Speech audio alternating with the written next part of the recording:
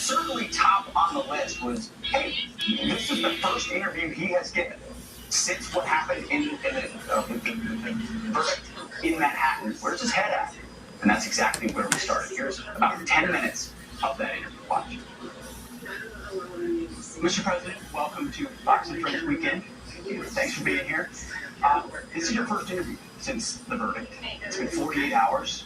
Where's your head? Where's your head at? Look, I'm fighting for the Constitution. I'm fighting for the same thing that you three. I watch you all the time, and same thing that you do. You fight for freedom. You fight for your country. These people are sick.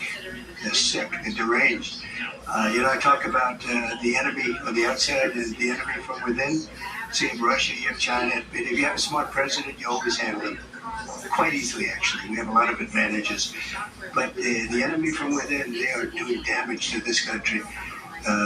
They want open borders. They want high interest rates. They now want to quadruple your taxes. Quadruple. All my life I watched politics, and it was always like politicians want to lower taxes, not quadruple them. There's a whole sickness going on right now. So we're doing really well. It was a tough venue. We tried to get out of the venue. We tried to get out of the judge, but we tried to get out of both. Wouldn't even think about it. So we had probably maybe the worst area in the whole country for me in terms of. Well, I'm sure if I sat down and explained it to that section of the world, we could probably make progress. But one of the worst sections, and they always bring them in these sections. D.C. there, places where Republicans, not just me, Republicans get like virtually no votes. But the good news is that I think we've set a record beyond all records for fundraising. That's like a poll. And another one just came out just before I got in that were 6 points higher than we were before. So I don't know if that holds up. I'm just not sure. But people get it. It's a scam. And the Republican Party is really, they've stuck. They stick together in this. They see it's weaponization of the Justice Department, of the FBI. And that's all coming out of Washington. You may think it's Bragg. Take a look at who opened the case. I'm not allowed to talk about it because I have a gag order. I'm probably, I guess, the first presidential nominee and the leading crooked Joe by a lot that's not allowed to talk. Maybe they're doing me a big favor. Who knows? But I'm not allowed to talk. I'm gagged. Nobody's ever heard of it. It's all coming out. It's weaponization, and it's a very dangerous thing. We've never had that in this country. They do have it in other countries, in South American countries. You know a little bit about it, right? Well, that actually leads me to my question. I think for a lot of Americans, what's happening to you feels foreign. Like, this has never happened here before.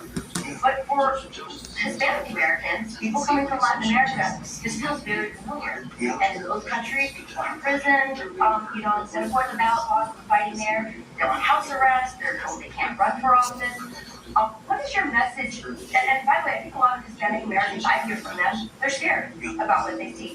What's your message to them about what happened to you and about how scared they are that our country is turning to the countries that they left behind, the corrupt, dysfunctional countries they left behind? And they are scared, and they're great people, and very entrepreneurial, great energy. And as you know, I'm doing very well with them.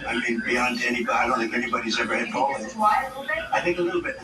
They've always liked me, and I've always liked them. I've done well from the beginning. In 2016, I won the entire border along Texas, and they're all like 85%.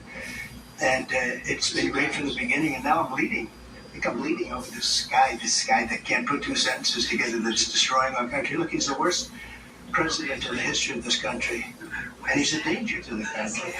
And they have misinformation. Donald Trump is a threat to democracy. It's just words. He doesn't even know what it means. But it's like their slogan, I'm a threat to democracy. I'm the opposite. They're the threat to democracy. Mr. President, I want to return to the verdict. I want to explore something you said several times already in the conversation. You've referenced hate speech. I'm sure you've seen the video of Joe Biden when he was asked about the verdict. He gave sort of a smirk to Terrible. Remember, Bragg didn't want to do the case. He came out. He said, there's no case. And how can you have a witness like so-and-so? I'm not allowed to mention the name. Can you believe it? This guy's allowed to have shows, television shows. I'm not allowed to mention the name. It's so unfair. But regardless, you have to really play the hand that you're dealt. And then you had a jury that was, from a certain persuasion. Would have been hard to do no matter what. But I did absolutely nothing wrong. I mean, absolutely, think of it. You know, I hate when they say bookkeeping, this and that. It's not. It's called, think of it, expense. I use the word expense. Legal expense. I pay a lawyer. He wasn't a fixer. He was a lawyer at the time. I pay a lawyer. And a lawyer. It's called legal expense. A bookkeeper, without ever speaking to me, because he did the right thing, he's been with me for years, marks it down as legal expense. In other words, I pay a legal expense. It's marked down as a legal expense. And they say that's a fraud. What am I going to call it? Did you ever see a ledger? Did you ever study accounting? The line's like about an inch long and an eighth of an inch wide. You can't write the story. But there is no story. If you pay a legal expense and you write it down as a legal expense, and then they indict you and they go to a grand jury, and they don't use Bob Casella's testimony, you know, they use almost none of it. They didn't want him before the grand jury because he's very persuasive. This judge didn't want him to talk. They shouldn't have allowed certain people to testify. It was totally wrong that they did that. So everyone tells me this is the easiest case they've ever seen overturned, but they don't care because they want to last till after the election.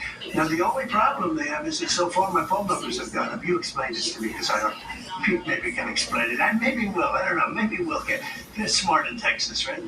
But the phone numbers have gone up substantially. I don't know if that's going to remain that way. You changed your tone at some point during the trial. I would say maybe a bit more hopeful in the beginning, and then towards the end, you said something to the effect of even Mother Teresa couldn't be acquitted in this venue. Was there a moment in the trial that you felt like it turned, where you saw it was heading in a certain direction? Well, when you object to something, your lawyers object. Good lawyers, professional lawyers, good records, nice people. You know, I've had a lot of lawyers that weren't nice, and sometimes you're better off that way. These are really fine people. They didn't object. Not accepted. When the government, meaning the DA, Bragg, when he said something, all right, good, that's fine. Go ahead, more. But the main thing is this, this was turned down by the Southern District. This is over years. This could have been brought 7 years ago. You know, they tried to rush it because they wanted it before the election. But this could have been brought 7 years ago, but they didn't have any attention. A case like this has never been brought before. And there's never been a case where a state has gone after a federal election. In other words, that's for a federal. That's for like the Southern District to go. Southern District turned it down. We got clearance from the FEC, Federal Election Commission. Clearance. They're suing, saying we violated them, but they gave us clearance. But the charge was written, I mean, it was like a weird charge. You tell a little of this, a little of that, do a little of this, throw a little, mix it up. You bring the date 4 days before the yards. Yeah, well, that's part of the game. Someone suggested you do appeals through the Supreme Court because of the special nature of this case. When it comes to the people made, they were still facing it, and they could it. Judge you decide to say, hey, house arrest, or even jail. They couldn't face it. Okay, I'm okay. I saw one of my lawyers the other day on television saying, oh no, you don't want to do that to the president. I said, dude, you don't beg for anything. It's just the way it is. They have all my books. You know, they went to, for 5 years they sued me getting my tax returns. At the end of 5 years, they got them.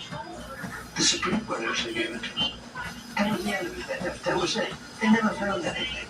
They are the best accounting firms. I had a pure gold firm, the only gold rated firm. I don't know, it's supposed to be, who knows. But with all that stuff, for years you heard about my tax. And they never found it. They never went all the way with the Clinton Foundation. They never went all the way with the Clinton Foundation, which is sort of interesting, isn't it? But, so that could happen. I don't know that the public would stand it. You know, I'm not sure the public would stand for it. With a house arrest. I think it would be tough for the public to take. You know, at a certain point, there's a breaking point. The last 5 years, how can you do this? Not to mention the rally after rally, the energy. I think the question isn't how can you do this, moreover, but how does your family do this? All the obstacles, these are things you care about. Your ambitions for the country, right? What about everybody around you? So I think in many ways it's tougher on them than it is on me. They're good people, all of them, everyone. I have a wonderful wife who has to listen to this stuff all the time. They do that for this reason. They do that. All these salacious names that they put in. of these people. And I'm not even allowed to defend myself because of the gag order. Think of it. But they put this up in to create havoc. These are bad people.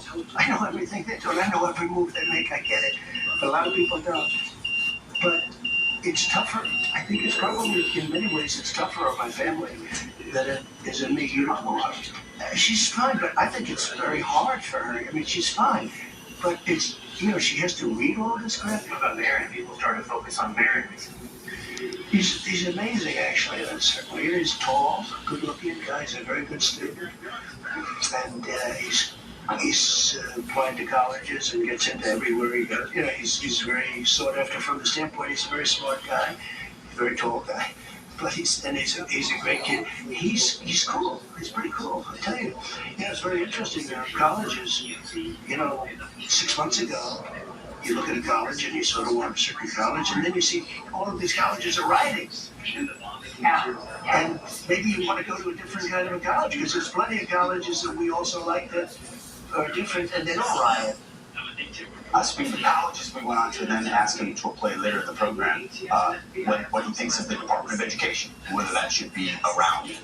You'll be interested in his answer. Yeah, fascinating. When it comes to shrinking the size of government.